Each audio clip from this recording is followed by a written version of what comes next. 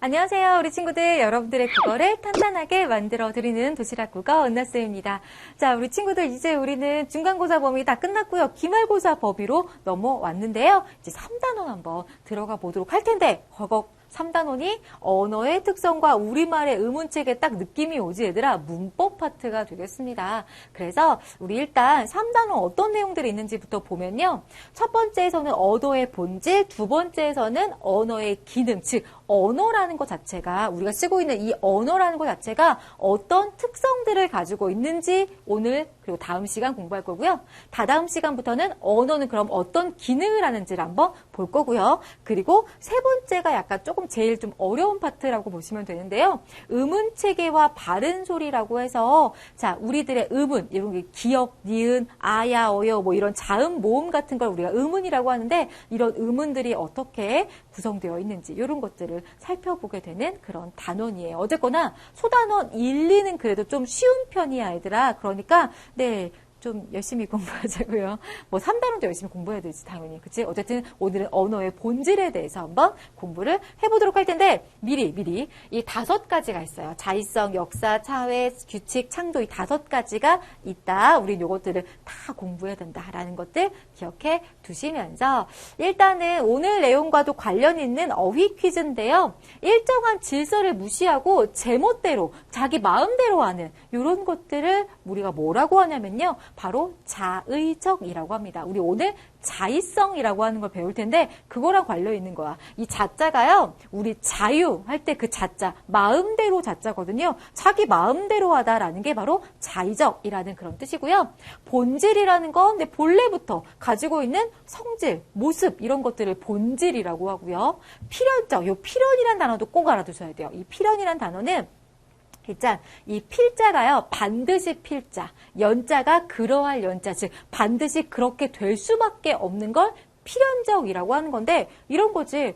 콩을 심으면 반드시 콩이 날 수밖에 없어요. 물론 콩이 안 날 수도 있지. 그러니까 뭐 이상하게 막 날씨가 안 좋고 이래가지고 안 날 수는 있지만 콩을 심었는데 팥이 날 수는 없는 거잖아. 그치? 이런 거. 이런 게 바로 필연적. 그래서 사물의 관련 또는 일의 결과가 반드시 그렇게 될 수밖에 없는 걸 우리가 필연이라고 하고요. 자, 조합이라고 하는 건 조합. 여럿을 한데 모아놓은 그런 한 덩어리. 뭐 이런 것들을 우리가 조합이라고 합니다. 그래서 이렇게 기억해 주시면 특히나 오늘 자의적, 뭐 필연적 이런 어휘들을 여러분들이 좀 개념이 잘 정리가 되어야 오늘 내용도 좀 쉽게 이해가 될 것 같아요. 이거 꼭 기억해 두시고요. 자, 그러면서 우리 오늘 언어의 특성 이 5개를 예문들과 함께 반드시 기억해 두셔야 되고요. 오늘은 여기 4번째까지만 다음 시간에 마무리할 거고요. 알겠지? 4번째까지만 한번 열심히 공부해 보도록 하자고요. 알겠지? 지금부터 빨리 한번 들어가 보도록 하겠습니다.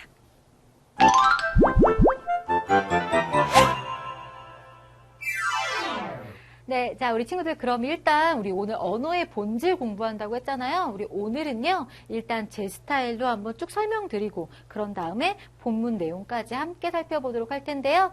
일단 우리가 이 언어의 본질을 알기 위해서 언어의 구성이라는 걸 좀 알아야 돼. 즉, 언어라는 게 우리가 그냥 뭐 아무 생각 없이 그냥 언어 이렇게 알고 있는데 언어는 크게 2가지로 나눠볼 수 있다는 거죠. 즉, 언어는 기호와 의미 또는 형식과 내용으로 살펴볼 수 있어요. 우리 교재에서는 형식과 내용이라는 표현을 쓰고 있으니까 우리 친구들도 여기에 좀 더 주목을 해서 살펴보시면 좋은데 어쨌든 언어라는 건 그냥 언어 이게 아니라 의미를 담고 있는 기호라는 거야. 그냥 의미가 없이 기호만 있다면 이건 언어가 아니에요. 예를 들어서 내가 만약에 네네네네네네 이렇게 했다고 쳐봐 얘들아. 아무런 생각 없이 그냥 에떼떼떼떼 이렇게 했어. 에떼떼떼라고 하는 소리는 분명히 있지만 아무런 의미가 없기 때문에 이건 언어가 될 수 없다라는 건데요. 즉 언어는 이렇게 자, 내가 담고 싶은 의미, 즉 내용, 예를 들면 이 집이야, 집. 그치? 내가 담고 싶은 내용이 바로 이런 건데요. 자, 이런 의미를 담아가지고 기호로 말을 해야 되는 거야. 즉, 집이라고 말하거나 문자로 집이라고 쓰거나 이렇게 두 가지가 다 포함되어 있어야 언어가 되는 거지 이 중에서 하나만 있다? 절대 언어가 될 수 없다라는 거예요. 아까도 얘기한 것처럼 그냥 에떼떼떼떼 이거는 언어가 아니라고. 아기들이 옹알이를 하는데요. 이 옹알이는 언어일까? 아니야. 분명히 옹알이 소리는 분명 있지만 거기에 어떤 명확한 의미를 담은 게 아니기 때문에 네, 언어가 아닌 거죠. 알겠지? 이런 것들을 의미한다라고 보시면 돼요. 어쨌든 언어라는 건 형식과 내용으로 나눌 수 있다라는 거 꼭 기억해 두시고 이 개념을 이제 아셔야 우리는 네, 자의성이라고 하는 개념을 알 수 있게 되는데요. 자, 이 다섯 개 중에서 첫 번째 자의성부터 한번 보도록 할게요.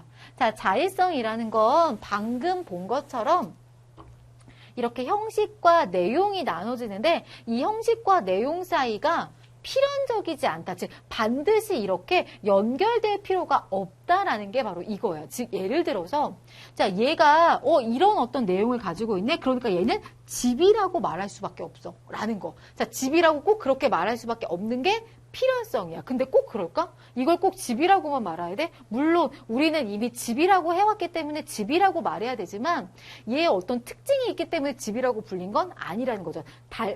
돌려 얘기하면 얘들아 누군가 우리 엄마 아빠가 선생님 이름을 지을 때요.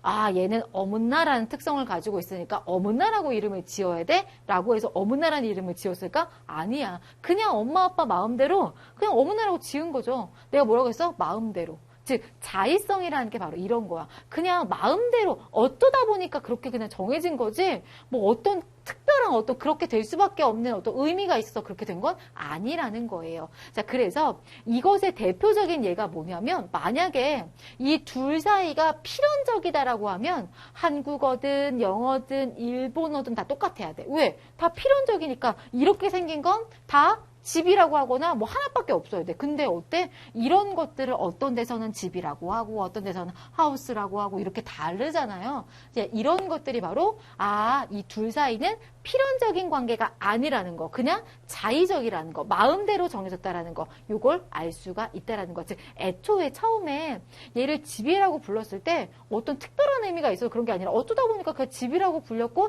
사람들이 많이 쓰다 보니까 그냥 집이 된 거죠. 그치? 이런 관계다라는 게 자의성이고요. 자, 두 번째 이번에는 사회성을 볼게요. 우리 사회라는 게 모일 사자, 모일 회자야. 즉 사람들이 모여있는 게 사회인 거죠. 근데 사람들이 모여있으면 항상 약속이 있어야 돼요. 약속. 그래야 싸우지 않을 수 있지. 자, 다시 얘기하면 자, 언어는 약속이라는 거죠. 즉, 야, 이것은 뭐 리모컨이라고 부르기로 해. 뭐 이런 식으로 약속을 정했다라는 거야. 그래서 이 약속을 벗어나면 서로 소통이 안 되는 거죠. 그래서 이 언어라는 건 바로 사람들, 그 언어를 사용한 사람들 사이의 약속이다. 이거는 뭐 리모컨이라고 부르고 이거는 뭐라고 부르고 이거는 뭐라고 부르고 이런 것들을 다 물론 우리가 우리 한국말을 쓰는 사람들은 뭐 북한을 제외하면 남한에 있는 사람들밖에 거의 없으니까 뭐 다 이렇게 막 다니면서 막 이렇게 약속해 다 한 게 아니라 사회적으로 전체적으로 약속했다라는 거지. 그치? 그래서 어쨌든 이 약속이기 때문에 개인이 마음대로 바꿔버리면 의사소통이 안 된다라는 거고요. 그래서 밥을 법이라고 내 마음대로 바꿨었어. 그러면 안 되는 거지. 그러면 소통이 잘 안 될 수밖에 없는 거죠. 요거 기억해 두세요. 언어는 약속이다라는 거. 언어는 약속이다. 이게 사회성이고요. 자, 역사성이라는 건 언어는 시간의 흐름에 따라 변한다라는 건데요. 자, 우리 조선시대와 지금을 생각해봐도 어때? 언어가 엄청 많이 달라져 있잖아요. 이런 걸 통해서 시간의 흐름에 따라 언어는 변할 수밖에 없다. 그래서 예를 들어 이런 예가 있어. 어여쁘다. 우리가 지금은 참 어여쁘다 이러면 괜히 막 기분 좋아. 예쁘다는 얘기니까. 그런데 조선시대에는 이 어여쁘다라는 말이 불쌍하다라는 말에서 너 참 어여쁘다 이러면 너 되게 불쌍하다 이런 의미였던 거죠. 아예 의미가 확 달라져 버린 거지. 이런 식으로 시간이 흘러감에 따라서 언어는 뭐 모양이 변하기도 하고 소리가 변하기도 하고 이렇게 의미가 변하기도 하고 아예 사라지기도 하고 새롭게 생겨나기도 하고 이렇게 달라진다라는 거 아시면 되겠습니다. 이게 역사성이고요. 자, 언어의 규칙성 볼게요. 이 규칙성은요. 언어에는 다 그 나름의 일정한 규칙이 있다라는 건데요. 예를 들어서 자, 나는 내일 학교에 갔다. 뭔가 이상하지. 뭐가 이상할까? 우리말에는, 아니, 우리말이 아니라 어떤 언어든 간에 시제를 일치시켜야 된다라는 규칙이 있거든요. 즉, 이 내일이라는 건 미래 시제고요. 같다라는 건 과거 시제니까 뭔가 이상한 거잖아. 이렇게 시제를 일치시켜야 되는데 일치시키지 않아서 뭔가 이상했죠. 그러니까 이거를 어제, 과거, 학교에 갔다, 과거. 이렇게 시제를 일치시키니까 그제서야 말이 되네. 그치? 이런 게 바로 규칙성이라고요. 즉, 언어에는 일정한 규칙이 있다라는 거. 언어의 규칙성. 자, 마지막 언어의 창조성을 보도록 할게요. 자, 창조는 만드는 게 창조지. 그래서 자, 새로운 단어와 무한한 문장을 새롭게 만들어낼 수 있다는 건데 예를 들어 개, 사람, 좋아하다. 우리는 이것만 가지고도 개는 사람을 좋아한다, 사람은 개를 좋아한다, 개는 사람을 좋아하지 않는다, 뭐 등등등 엄청나게 많은 것들을 만들어낼 수가 있고요. 또 하나 이런 것도 있어. 만약에 이런 언어의 창조성이라는 게 없다면 제가 지금 여러분에게 엄청나게 많은 말을 했는데요. 이것들을 다 뭐냐면 어떤 사람이 했던 말을 내가 듣고 그냥 그대로 암기해서 그냥 말했어야 돼. 하지만 나는 그렇게 하지 않고 머릿속에서 내가 하고 싶은 말들을 조합해서 하고 있죠. 이런 게 언어의 창조성이라고. 여러분들도 다 누군가로부터 들은 말을 그대로 암기했다가 하는 게 아니라 그런 것들을 조합해서 창조해내서 말들을 하고 있잖아요. 이런 게 바로 언어의 창조성이고 여기서 또 하나 기억해야 될 예는 뭐냐면 이런 거야. 우리가 앵무새도요 말을 하는 것 같아요. 왜? 앵무새도 막 안녕하세요, 고맙습니다, 뭐 이런 거 하잖아. 얘도 말하는 것 같잖아. 그치? 분명히 우리와 음성도 되게 비슷하게 말을 한다고요. 그런데 자 얘들이 하는 말은요 그냥 사람들이 했던 말을 그대로 암기했다가 그냥 하는 말이야. 안녕하세요, 뭐 이런 식으로 또 따라하는 것 뿐인 거죠. 그 의미를 알거나 하는 게 아니라 그냥 따라하는 거야. 얘는 그것들을 조합해서 예를 들면 뭐 정말 감사합니다 이런 말들을 새로 조합해서 말할 수가 없다라는 거죠. 그래서 이 창조성이라고 하는 건 인간만이 가질 수 있는 그런 특성이다라고 보시면 돼요. 뭔가를 새롭게 만들어낼 수 있는 그런 특성들. 알겠지? 이렇게 어렵지 않지 얘들아? 이 5가지를 얘기하는 건데요. 이제 우리는 이것을 바탕으로 해서 교과서 본문에 있는 내용들을 한번 살펴볼 거야. 이 기본들만 알고 있으면 사실 여기 본문에 있는 내용들은요. 말만 길게 써놓고 있을 뿐이지 핵심은 바로 이거니까요. 이것들을 기억해 두시면서 우리 교과서 내용들 살펴보도록 하겠습니다.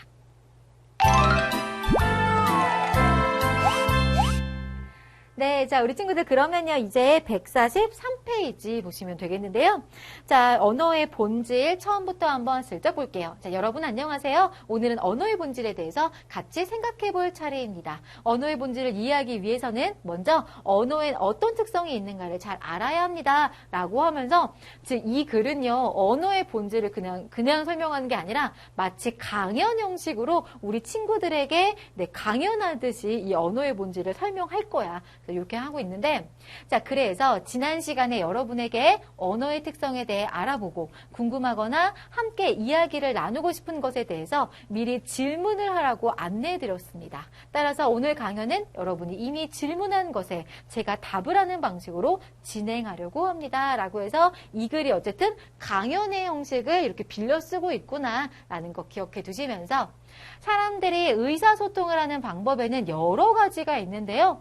그 언어를 활용하는 것은 그 중에서도 가장 효율적인 방법이래요. 즉 여러 가지 어떤 것들이 있냐면 언어나 비언어, 반언어 뭐 이런 것들이 있는 거야. 즉 언어는 우리가 알고 있는 음성 언어나 문자 언어 그걸 말하는 거고요. 자 비언어는요 언어가 아닌 것들인데 뭐 이런 거야. 제스처.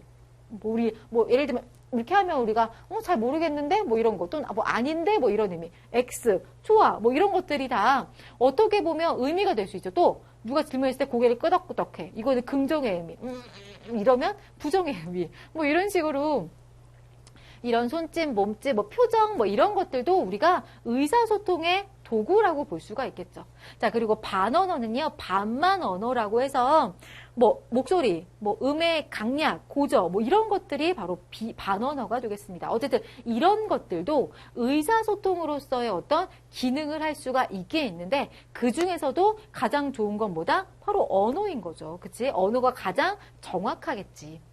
자, 사람들은 그래서 일찍부터 정보와 감정을 주고받고자 할 때 언어를 이용했대요. 사람들이 의사소통을 할 때 가장 먼저 사용했던 건 그쵸. 소리가 먼저, 음성 언어가 먼저 나왔고 시간이 상당히 지난 뒤에 문자도 사용했다. 그 다음에 문자 언어가 나온 거지. 그치? 그러니까 처음에는 말만 하다가 나중엔 글도 쓰게 됐다라는 얘기야.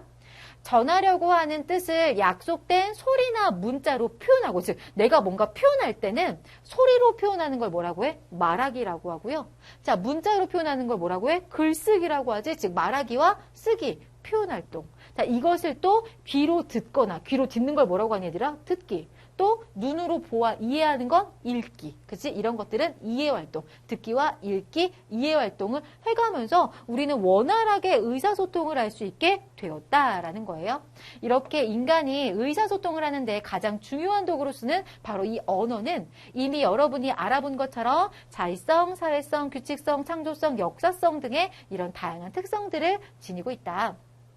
이러한 특성을 살펴보면 자연스럽게 언어의 본질도 알 수 있습니다. 각각의 특성을 차례로 자세하게 알아볼까요? 라고 하면서 일단 나오고 있고요. 일단 문제 간단하게 풀고 사람들이 정보와 감정을 전달하는데 가장 효과적으로 쓰는 도구 뭐라고요? 말하는데 쓰는 도구 바로 언어. 그치? 언어라고 쓰시면 되겠고요. 자, 얼굴 표정이나 몸짓, 손짓, 상대방과의 거리, 눈 접촉 뭐 이런 것들은 다 우리 비언어네, 비언어. 이런 비언어들이 하나의 뜻만 전달할 수 있다? 소리를 활용한? 아니야, 소리 아니지 이거? 문자로 전달 아니고요. 동물들의 언어 아니야. 5번이야. 의사소통의 보조수단으로 활용할 수 있는 거예요. 즉 언어 이외에 언어의 보조수단으로 함께 난 아닌데? 아니야. 뭐 이런 식으로 이렇게 보조적으로 쓸 수 있는 그런 수단들이라고 보시면 되겠고요. 자, 이제 처음부터 자의성부터 한번 볼게요. 여기는 이렇게 만화컷과 함께 나오는데 자, 언어의 내용과 형식 사이에는 필연성이 없다. 일단 자의성 설명하기 전에 언어가 이렇게 형식과 내용으로 구성되어 있다는 얘기부터 시작할 건데요. 자, 소리나 문자로 의사소통을 하려면 뭔가 정해진 약속이 있어야 하지 않나요? 즉, 이런 소리를 이거를 의미하는 걸로 하자. 이런 문자를 이것을 의미하는 걸로 하자라는 이런 일종의 약속들이 있어야 이 약속을 가지고 의사소통을 할 수 있는 거 아닌가요? 라고 물어보는 건데요. 맞죠? 그치? 자, 맞습니다. 의사소통을 하려면 전하고자 하는 뜻이 있어야 하고요. 그 뜻을 소리나 문자로 표현해야 합니다. 이 뜻이 바로 우리가 계속 얘기하는 언어의 내용 파트에 해당하는 부분이고요. 소리나 문자가 언어의 형식인 거죠. 그치? 자, 전하려는 뜻이 있어도 그것을 약속된 음성이나 문자, 즉 이런 형식으로 표현하지 않으면 상대방은 알 수가 없어. 그치? 내가 내용 머릿속으로 생각하고 있는데 이것들을 어떤 형식으로 표현하지 않으면 쟤가 무슨 생각을 하고 있는지 알 수가 없는 거죠, 우리는. 자, 예를 들어 볼까요? 두 사람이 요 꽃을 보면서 의사소통을 한다고 생각해 봅시다. 손가락으로 그 사물을 가리키면서, 즉 어떤 의사소통의 어떤 도수단, 동작을 통해서 의사소통을 살짝 할 수도 있어요. 그죠? 하지만 그 사물을 정해진 소리나 문자로 표현하게 되면 훨씬 더 편리할 수밖에 없죠. 그치? 이렇게 하는 것보다 뭐 꽃, 뭐 연필, 뭐 이런 식으로 얘기하면 훨씬 더 간편한 거지. 자, 즉 종자식물의 번식기관이라는 뜻을, 즉 이게 내용인 거야. 즉 내용. 내가 표현하고 싶어하는 이 내용들을요. 자, 꽃으로 소리내고 꽃이라고 쓰자고 약속하게 되면, 즉 이런 형식으로 표현하자고 약속하게 되면 이 소리나 문자만으로 의사소통이 충분히 가능하다라는 거죠. 그치? 자, 그래서 음성언어, 뭐 여기는 문자언어. 그래서 이렇게 기억해 두시면 돼요. 즉 이렇게 의미를 담아서 기호로 표현하게 되면 간단하게 소통을 할 수 있다라는 거야. 이때 전달하고자 하는 뜻을 우리가 내용이라고 하고요. 그 뜻을 나타내는 소리나 문자를 형식이라고 합니다. 이처럼 언어는 내용과 형식이 결합되어 있는 것입니다. 그럼 언어의 내용과 형식의 관계에 대해 질문한 다음 내용을 살펴볼까요? 라고 하는데 일단 요걸 잠깐 볼게요. 의사소통을 하려면 전하고자 하는 뜻이 있어야 하고 그 뜻을 소리나 문자로 표현해야 한다. 즉 내용과 형식이 있어야 된다라고 해서 자, 이런 게 바로 내용, 전달하고자 하는 게 내용, 그리고 그 뜻을 나타내는 소리나 문자를 형식 이렇게 부른다라는 거 기억해 두세요. 자, 그럼 일단 문제 또 풀고 갈게요. 라의 중심 내용으로 알맞은 거 언어는 그쵸? 의사소통의 한 방법이다. 언어의 형식에는 소리나 문자가 있다. 물론 다 맞는 얘긴데요.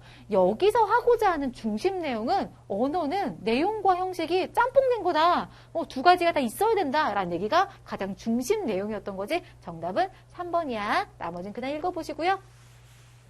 자, 라의 주로 사용된 설명 방식은 자, 언어에는 내용과 형식이 결합된 거다라는 얘기를 하기 위해서 뭘 가지고 왔니? 꽃. 그치? 꽃이라고 하는 예를 들어주고 있죠. 정답은 3번이 되겠습니다. 자, 그러면서 이제 언어의 자의성 다시 볼게요. 자, 우리 아까 언어의 자의성은 언어의 내용과 형식에는 필연성이 없다라고 했는데, 즉 이게 지금 일종의 내용이 되겠죠. 내용이 되고 이런 것들이 다 뭐야?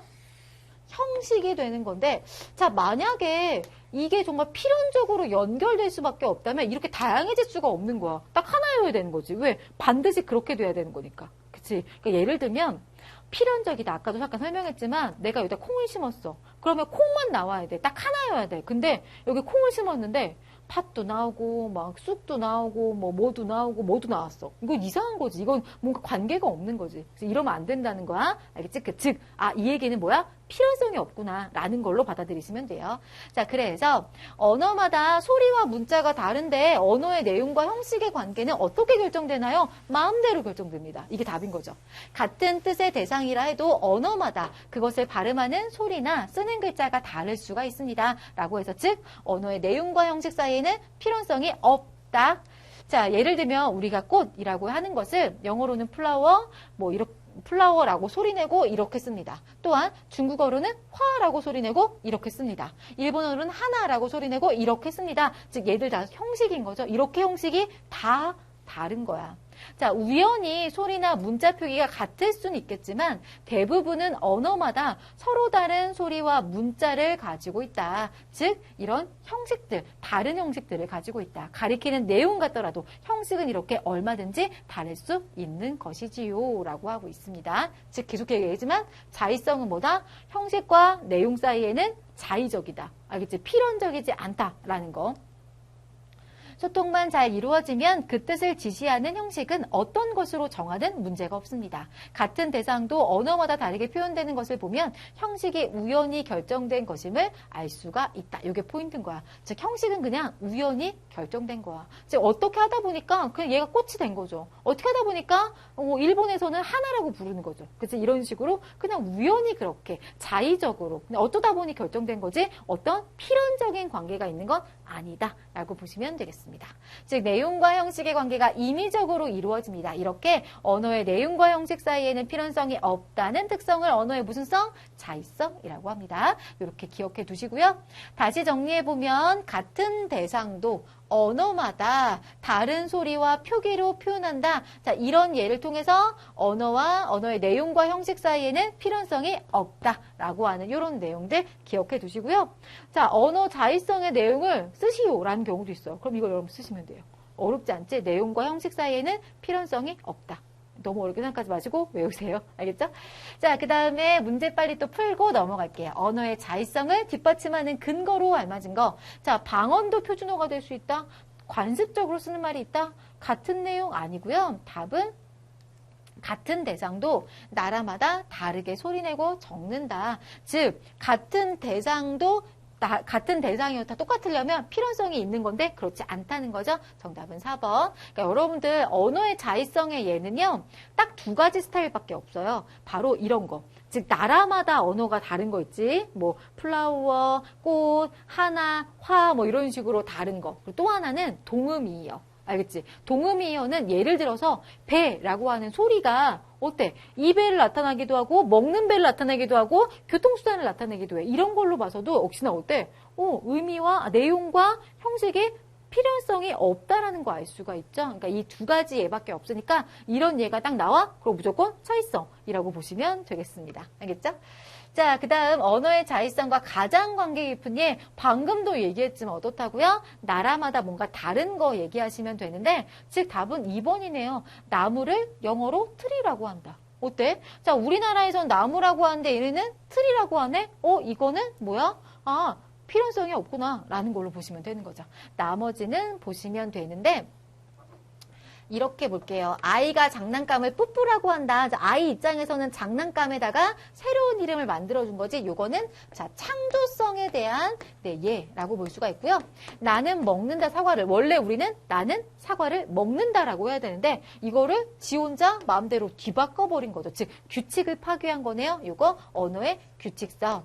내가 쓰는 과갈라라는 말을 아무도 못 알아듣는데 왜? 이런 말은 약속된 적이 없기 때문인 거죠. 요거는 뭐? 언어의 사회성. 자, 어리다라는 말은 어리석다라는 의미에서 나이가 적다라는 의미로 바뀌었대요. 언어는 시간의 흐름에 따라 바뀐다. 언어의 역사성. 자, 정답만 찾지 마시고요. 나머지들도 이렇게 한번 어떤 것들인지 좀 알아두시면 이런 것들이 실력이 자꾸 쌓여서 여러분의 능력이 점수로 만들어질 겁니다. 자, 이번에 언어의 사회성 볼게요. 언어는 그 언어를 사용한 사람들 사이의 약속이니까 마음대로 바꿔 쓸 수 없다라는 게 사회성이라고 했었지. 즉, 이 꽃이라고 하는 걸 꽃이라고 해야 되는데 이렇게 얘기해버리면 물음표, 뭐래, 무슨 말이야? 못 알아듣겠어? 이렇게 되는 거죠. 그치?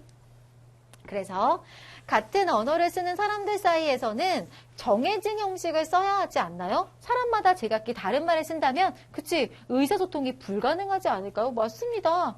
자, 언어가 자의성을 가지고 있다고 해서 말을 마음대로 만들었으면 어떤 문제가 생길까요? 대상을 표현하는 언어의 내용과 형식의 관계가 일단 정해지고 나면 즉 어쨌든 자의성인 거지. 자의적이지만 어쨌든 내용과 형식의 관계가 딱 정해졌어. 그럼 일단 이거는 뭐가 된 거야? 약속이 된 거죠. 그래서 같은 언어를 사용한 사람들끼리 이게 약속이 됐으니까 이 약속을 지켜야 원활한 소통이 가능하다. 즉 사회적인 약속을 지켜야만 소통이 가능하다. 이것을 꽃이라고 부르기로 했는데 누군가가 이것을 똑이라고 한다거나 꽃이라고 한다고 부르면 의사소통이 제대로 될 리가 없다. 또 자음과 모음을 적는 방법이 이렇게 정해져 있는데 이걸 뒤집어가지고 이렇게 쓰면 역시나 받아들여지지 않을 거다라는 거죠. 왜? 이렇게 하기로 우리는 약속을 했기 때문인 거죠. 그치? 이처럼 언어는 어느 한 개인이 자기 마음대로 바꾸려고 해도 같은 언어를 쓰는 사람들의 동의를 얻지 못하면 바꿀 수가 없습니다. 그리고 이런 동의를 얻는 과정, 뭔가 인정을 받는 게 바로 사전에 올라가는 거라고도 볼 수 있어요. 그래서 언어는 그 언어를 사용하는 사람들 사이의 약속이므로 개인이 마음대로 바꿔 쓸 수 없다는 특성이 있고 이것을 언어의 무슨 성? 사회성이라고 한다. 알겠지? 언어는 약속이다. 사회성. 이런 식으로 기억해 두시고 아까 자의성도 시험에 잘 나오지만 요것도 아예 이런 문장들을 좀 간단하게 암기해 두시는 것도 서술형 쓸 때는 좀 도움 받을 수 있을 것 같아요. 자, 그래서 언어는 어쨌든 사람들 사이의 약속이니까 마음대로 바꿔 쓸 수 없다. 그래서 이것을 사회적인 약속에 따라 이렇게 써야 되는데 이렇게 쓰면 안 된다. 뭐 이런 정도 기억해 두세요. 자, 역시 문제 풀고 갑시다. 자, 언어에는 일정한 규칙이 있다. 이거는 사회성이 아니라 뭐에 대한 설명? 규칙성에 대한 설명. 언어는 뜻이 있는 음성으로 이루어진 기호이다. 이거는 뭐 언어의 기호성에 대한 이야기. 그다음 언어는 생물체와 마찬가지로 탄생, 성장, 소멸한다는 건데 즉 언어가 변한다는 거죠. 언어의 역사성. 자, 언어는 그 언어를 사용한 사람들 사이에 뭐다? 약속이다. 이게 바로 사회성이 되겠네요. 자, 어떤 대상과 그것을 가리키는 말은 필연적으로 결합되는 게 아니다. 뭐야? 언어의 자의성. 그치? 자, 이런 식으로 나머지 것들도 꼭 알아두시면서 자, 기억에 대한 대답으로 가장 알맞은 것은 이렇게 되어 있는데요. 자, 기억이 뭔가 봤더니 기억. 말을 마음대로 만들었으면 어떤 문제가 생길까요? 어때? 말을 내 마음대로만 만들었어. 그러면 사람들이 내 말을 알아듣지 못하는 거죠. 그래서 자, 의사소통이 원활하게 이루어질 수 없을 것이다. 이렇게 하시면 되고요. 나머지는 그냥 읽어보셔도 돼요. 쉬우니까. 자, 그러면 이제 우리 잠깐만 쉬었다가요. 규칙성과 오늘 창조성까지 한번 해보도록 할게요. 잠깐만 쉬었다가 올게요.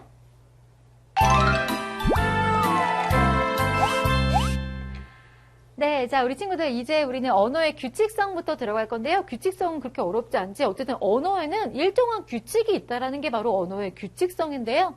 그래서 들바람꽃이라는 것처럼 이런 말은 맞지만 이걸 막 지 맘대로 꽃들바람 이러면 이상하다고. 또 꽃이 아름답다라는 건 우리말의 일정한 문법. 체계에 맞지만 이 꽃 다 이상하잖아. 이거 뭔 말이야 이게. 그래서 이런 거 안 된다. 또 꽃이 아름답게 피었다라고 하는 게 맞는데 뭐 피었다 아름답게 꽃이라고 이렇게 어순을 막 뒤바꿔 버리는 것도 역시나 우리말의 규칙을 어긴 거라서 안 된다라는 거죠.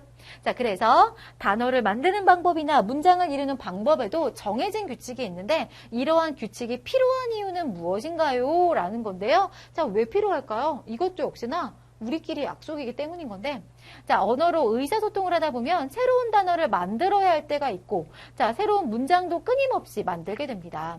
자, 들바람꽃처럼 새로운 단어를 만드는 방법을 미리 정해놓으면 그 방법에 따라 수많은 단어를 쉽게 만들 수 있다는 거야. 즉, 이 들바람꽃은 들이라고 하는 접사에다가 바람, 어근, 꽃, 어근 이런 식으로 어쨌든 파생의 방법, 뭐 합성의 방법 이런 식으로 자, 새로운 단어를 만드는 방법, 우리 이거 배웠었죠? 합성법이라던가 파생법 이런 방법들로 수많은 단어를 쉽게 만들어낼 수 있는데요. 또한 꽃이 아름답다와 같이 단어의 순서나 조사나 어미를 붙이는 방법 등도 정해놓으면 이 방법에 따라서 수많은 문장을 만들 수가 있죠. 또 하나, 정해진 규칙이나 단어나 문장을 만드는 데만 유용한 것이 아닙니다. 정해진 규칙을 따라 만들어졌다면, 그치, 보는 사람 입장에서, 만드는 사람 입장에서도 이런 규칙이 있다면 이런 규칙에 맞게 만들면 돼. 또 이것을 새롭게 보는 사람 입장에서도 아, 이런 규칙이 우리가 알고 있으니까 아, 이건 이런 뜻이겠구나라고 쉽게 또 파악이 가능하다는 거죠. 정해진 규칙을 따라 만들어졌다면 새로운 단어나 문장을 접한 사람들도 아, 그 규칙에 따라 아, 이런 뜻이구나 라고 그 뜻을 금세 이해할 수 있게 되는 거예요. 정해진 규칙을 따르면 그래서 의사소통을 매우 효과적으로 할 수 있는 것이지요. 이렇게 언어에는 따라야 할 일정한 규칙이 있다는 특성을 언어의 규칙성이라고 합니다. 자, 일단 이 규칙성에 맞게 언어를 만들 수 있고 또 이 규칙성에 맞게 언어를 새롭게 그 의미를 파악할 수 있기 때문에 우리는 이 규칙을 지켜가면서 새로운 것들을 만들어 나가야겠죠. 자, 그래서 어쨌든 언어에는 따라야 할 일정한 규칙이 있는데 새로운 단어를 만드는 방법을 미리 정해놓으면 만들 수 있고요. 단어의 순서, 조사나 어미를 붙이는 방법 등도 역시나 이렇게 하면 쉽게 많은 문장들을 만들 수 있다. 이런 내용들 정리해 두시고 자, 언어의 규칙성을 지키지 않은 사람은 배가 고파서 빵을 먹었어. 이상하지 않네요? 그럼 우유도 같이 먹었겠네? 난 우유 맛이 별로라서 안 먹겠더라. 뭔 소리야 이게? 자, 안 먹겠더라. 얘들아. 먹겠더라라는 건 자, 미래형이에요. 근데 이거는 과거의 이야기를 하고 있는 거잖아. 이상하지? 답은 3번이야. 나는 우유와 빵을 함께 먹는 걸 좋아해. 내가 우유를 안 먹으면 엄마께서 빵을 안 주셔. 뭐 이런 식으로 얘기하고 있는데 어쨌거나 3번은 규칙을 지키지 않은 그런 문장인 거죠. 자, 그 다음에 언어의 규칙성을 고려했을 때 한글 맞춤법이 가지는 의의, 즉 한글 맞춤법이 뭐가 되는 걸까? 규칙이 되는 거죠. 그래서 지켜야 하는 규칙의 모범이 마련됐다라는 게 바로 1번이네요. 이런 것들을 모아서 모범으로 만들어 놓은 게 바로 한글 맞춤법인 거지. 이렇게 보시고 나머지는 그냥 읽어보셔도 될 것 같아요. 그치?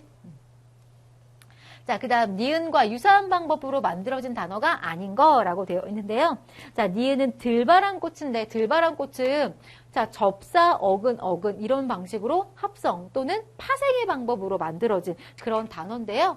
자, 맨손, 파생어, 목, 걸, 이, 파생어. 자, 벽돌, 집, 합성어, 가위, 바위, 보, 합성어. 근데 하늘은 어때? 하늘은 그냥 하나야. 단위로. 그치? 즉 답은 2번이네요. 자, 니은은 복합어인데 2번만 단위로이기 때문에 답은 2번으로 하시면 되겠습니다. 자, 이제 우리는 마지막으로 언어의 창조성을 보도록 할게요.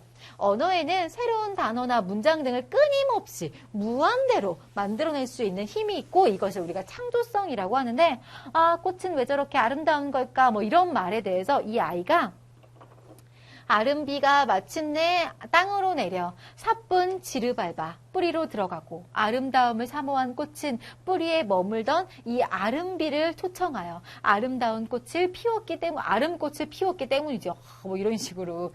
자, 어때? 아름비라던가 사뿐 지르밟아라던가 아름꽃 이런 말들은 없는 말들이야. 하지만 우리가 보면서 아, 대충 느낌 알겠지. 어떤 의미인지 대충 알 것 같다라는 생각이 드는데요. 일단 자, 언어의 모든 모든 것이 규칙에 따라 이루어진다면 새로운 것을 만들어내기가 어렵지 않나요? 이제 언어의 창조성을 한번 알아보자라고 하면서 언어의 사회성이나 규칙성만을 생각하면 새로운 말을 만들어내기가 어렵다고 생각할 수도 있습니다. 하지만 내용과 형식에 대한 약속 및 일정한 규칙에 대한 약속이 이루어지면 그 이후에는 이 규칙 안에서 새로운 말들은 정말 무한대로 많이 만들어낼 수 있다라는 거죠. 새로운 사물이나 개념이 나타나면 그에 맞는 단어를 만들어낼 수도 있고 기존의 단어를 조합해서 상황에 맞는 새로운 문장을 만들어낼 수도 있습니다. 위의 대화를 보면서 이에 대해 알아볼까요? 라고 했는데 이 대화에서 아까 얘기했던 것처럼 아름비, 사뿐, 지르발바, 아름꽃 이런 것들은 이제까지 쓴 사람이 없어요. 하지만 사전에 올라와 있지도 않죠. 그러나 이 단어를 만든 여학생은 우리말의 단어 만드는 법, 즉 합성법이라던가 파생법 이런 것들을 따르고 있는 거죠. 그리고 이 단어를 처음 접하는 사람도 이 단어를 만드는 방법, 즉 합성법이나 파생법에 익숙해져 있기 때문에 이 단어의 의미를 충분히 추측해 볼 수도 있는 거죠. 이렇듯 단어를 만드는 규칙을 따르기만 한다면 말하는 사람의 상상력에 의해서 얼마든지 새로운 단어를 만들어낼 수 있습니다. 또한 이제까지 없었던 새로운 문장을 끊임없이 만들어낼 수도 있습니다. 이 여학생이 한 말은 아마 이제까지 한 번도 쓰인 적이 없을 것입니다. 그러나 우리는 문장을 구성하는 법, 문장을 확장하는 방법을 알고 있기 때문에 그것에 맞게 새로운 문장을 만들고 그 문장을 이해할 수도 있다라는 거야. 자, 이렇게 문장을 만드는 규칙을 따르기만 한다면 새로운 문장을 끊임없이 만들어낼 수 있는 것이지요. 그래서 사람들은 언어로 자신이 상상하고 생각한 것을 자유롭게 또 매번 새롭게 표현할 수 있습니다. 이처럼 언어는 새로운 소리나 문장, 단어, 문장 등을 문자, 단어, 문장 등을 끊임없이 만들어낼 수 있는 힘이 있다는 특성을 뭐라고 해? 새롭게 만들어내는 거 언어의 창조성이라고 합니다. 이렇게 정리해 두시고 언어의 창조성과 관련된 질문 중에서 동물들도 말을 하는지 그렇다면 동물의 언어도 창조성이 있는지를 묻는 것이 있었습니다. 제가 아까 앵무새 얘기했었죠. 기억나지? 자, 물론 동물도 여러 가지 방법으로 의사소통을 하긴 하지만 그것이 완전한 의미의 말이라고 할 수는 없습니다. 동물은 소리를 지르거나 몇 가지 몸짓을 써서 필요한 의사소통을 하는데 정해진 몇 가지의 표현만 할 수 있을 뿐 복잡하거나 섬세한 소통은 하지 못한다는 거야. 즉 새롭게 뭔가를 창조해내지는 못해. 그냥 몇 가지 그냥 단순하게 쓰고 있는 것뿐이지 새로운 것들을 막 만들어내고 있지는 않다고요. 자, 다른 말로 하면 창조성이 없다는 뜻이겠죠. 또한 몇몇 동물은 인간의 목소리를 흉내내지만, 즉 앵무새 같은 거, 이것은 그냥 목소리만 흉내내는 것일 뿐 그 말이 무슨 뜻인지 동물들은 알지도 못하는 거죠. 그치? 내용이 담겨져 있지 않고 그냥 형식만 흉내내고 있을 따름이라는 거야. 그러니까 언어가 아닌 거지. 따라서 언어는 인간만이 가지고 있으며 동물의 의사소통 수단에는 창조성이 없다는 걸 알 수 있습니다. 라고 해서 오늘 본문 내용은 여기까지고요. 어쨌거나 언어는 이런 것들을 새롭게 끊임없이 계속해서 만들어낼 수 있다라는 거고 동물은 이런 섬세한 소통을 하지 못하고 인간은 창조성을 지녀서 다양한 소통을 할 수 있다. 이런 차이점도 기억해 두세요. 자, 또 하나 새로운 말을 만들어내기 위한 조건에는 일정한 규칙이 있다라는 거 이거 아까 했던 거구나. 자, 이렇게 넘어갈게요. 자, 문제 풀자. 언어의 창조성에 대한 설명으로 알맞은 거. 한 번도 들어보지 못한 말은 만들어낼 수 없다. 아니야. 만들어낼 수도 있어요. 우리들은 창조성이 있으니까요. 언어는 새로운 것을 끊임없이 만들어낼 수 있다. 이게 바로 언어의 창조성인 거지. 그치? 답은 2번이고요. 뭐 인간의 능력으로는 언어 창조의 범위가 제한적 아니야. 무한대로 많이 만들어낼 수 있고요. 언어의 규칙을 새로 만들어서 사용하는 것을 말한다? 아니야. 규칙을 새로 만드는 게 아니라 그 규칙 안에서 새롭게 만드는 걸 의미하는 거고요. 누구든지 언어를 새로 만들면 그것으로 바로 소통을 할 수 있다? 아니야. 우리끼리 다 이렇게 좀 인정을 받아야 이게 좀 언어로 인정받을 수 있는 거죠. 자, 기억에 해당하지 않는 거, 기억은요, 새로운 말, 새로운 사물이나 개념이 나타나면 그에 만든 말을 만들어낸다라고 했는데, 자, 번지점프라던가, 번지점프는 원래 없던 거였는데, 번지점프라는 놀이가 생기면서 거기다 이름을 붙여준 거죠. 즉, 일종의 새로운 말인 거야. 또 행복지수라는 말도 원래는 이런 게 없었는데 행복지수라는 어떤 것들을 만들어내면서 처음 만들어진 이름이고요. 스마트폰, 누리집도 마찬가지. 하지만 장미꽃은요. 그냥 원래부터 장미꽃이라고 하는 그 꽃이 있었어. 그러니까 요거는 새롭게 만들어진 말이라고 볼 수는 없을 것 같네요. 자, 14번. 니은의 내용으로 알맞은 거. 니은은 자, 우리말의 단어 만드는 법인데요. 자신이 정한 규칙으로 아니야. 우리 다 함께 합의한 그 규칙이어야 돼요. 즉 어근과 어근을 결합해서 합성어. 맞네요. 접사와 어근을 결합해서 파생어. 자, 답은 2번과 3번. 뭐 세계 공용어의 규칙 이런 게 어딨어요. 자신만이 알 수 있는 단어 저 아닙니다. 자, 말을 배우기 전에 어린아이가 자동차를 붕붕이라고 하는 것을 언어의 창조성이라고 볼 수 있는 이유는 아이의 개성? 뭐 개성이 있다고 창조성은 아니고요. 붕붕은 소리일 뿐 언어가 아니고요. 자, 아이만이 알 수 있는 답은 5번이네요. 자동차를 표현하기 위해서 새로운 단어를 만들었었기 때문에 그러니까 창조성인 거죠. 새롭게 만든 거니까. 그치?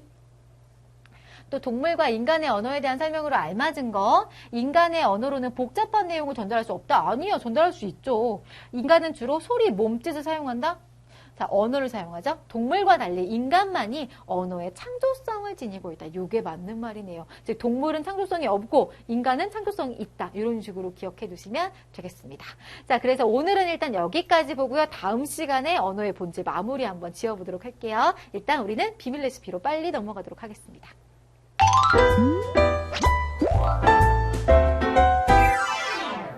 네, 자, 우리 친구들 그러면 이제는요, 우리 비밀 레시피로 오늘 내용들 정리해 보도록 할게요. 자, 언어의 특성 5가지가 있다고 했는데 일단 가장 먼저 배웠던 거 바로 언어의 자의성이었는데요. 언어의 자의성이라는 건 언어의 의사소통할 때 전달하고자 하는 뜻을 우리가 내용이라고 했었죠. 이 내용과 그 뜻을 나타내는 소리나 문자, 즉 형식 사이에는 뭐가 없다? 필연성이 없다. 알겠지? 꼭 그렇게 되어야 될 필요가 없다라는 것으로서 자, 우리 알고 있는 종자식물의 번식기관에 해당하는 요거. 자, 우리나라에서는 꽃, 중국에서는 화, 영어에서는 플라워, 일본에서는 하나 이렇게 부른다. 즉, 이 둘 사이가 관련이 있었다면 똑같았어야 되지. 하지만 다 다른 걸로 봐서 필연적인 거 아니다 라고 이렇게 생각하시면 되겠고요. 자, 언어는 그 언어를 사용하는 사람들 사이에 뭐다? 약속이기 때문에 개인이 마음대로 바꿀 수 없다라는 거 바로 사회성이었었죠. 그래서 이걸 꽃이라고 우리는 약속을 이렇게 부르기로 약속을 한 거잖아. 근데 그렇게 부르지 않고 똑이나 꾹으로 부르면 이상한 거죠. 또 꽃으로 쓰지 않고 이렇게 꽃으로 거꾸로 써버리면 역시나 소통이 제대로 될 수가 없다. 알겠지? 이런 거. 그리고 언어에는 따라야 할 일정한 규칙이 있다. 규칙 바로 규칙성이고요. 그래서 들바람꽃은 맞지만 꽃들바람은 이상한 거고 꽃이 아름답다 맞지만 이 꽃 다 아름답 이런 거 이상하지? 또 꽃이 아름답게 피었다는 맞지만 피었다 아름답게 꽃은 역시 이상하다. 알겠지? 이렇게 우리 말에는 일정한 규칙이 있다. 그러니까 모든 언어에는 일정한 규칙이 있다. 자, 그 다음 오늘 마지막 언어에는 새로운 문장, 단어들을 끊임없이 만들어낼 수 있는 힘이 있다. 만들어내는 거 바로 창조성이었죠. 근데 요거는 동물과 이렇게 비교해 봤을 때 오로지 누구만? 우리 인간들만이 갖는 고유한 특성이라고 했어요. 즉 앵무새 같은 것들도 말을 할 수 있어. 그치? 근데 그게 말이 아니라 그냥 사람이 하는 말을 흉내낸 것일 뿐 머릿속에서 조합을 해서 만들어내는 건 아니야. 하지만 우리 인간들은 머릿속에서 조합하고 진짜 창조해내서 말을 하는 거죠. 그렇기 때문에 인간만이 가지고 있는 특성이다. 그래서 아름비, 사뿐지르발바, 아름꽃 이런 것들은 새로운 말을 만들어내는 우리 어떤 창조성의 예들이라고 보시면 되겠습니다. 나머지 마지막은 다음 시간에. 알겠지? 자, 그러면서요, 우리는 요거 잠깐 볼게요. 자, 적용학습에 나오는 약간 어려운 어휘들인데요. 같은 언어를 사용하면서 공동생활을 하는 언어사회 안의 대중들을 뭐라고 하는지 언중, 기원, 원산지, 물밑 싸움 중에서 하나 눈치 빠른 친구들은 좀 빨리 알 것 같기도 하고요. 어쨌거나 같은 언어를 쓰면서 함께 살아가는 이런 사람들을 뭐라고 하는지 이렇게 하나 찍어 오시면 되겠습니다. 알겠죠? 다음 시간에 이거 언어의 본질 마무리 한번 해보도록 할게요. 수고하셨고요. 다음 시간에 또 만나요.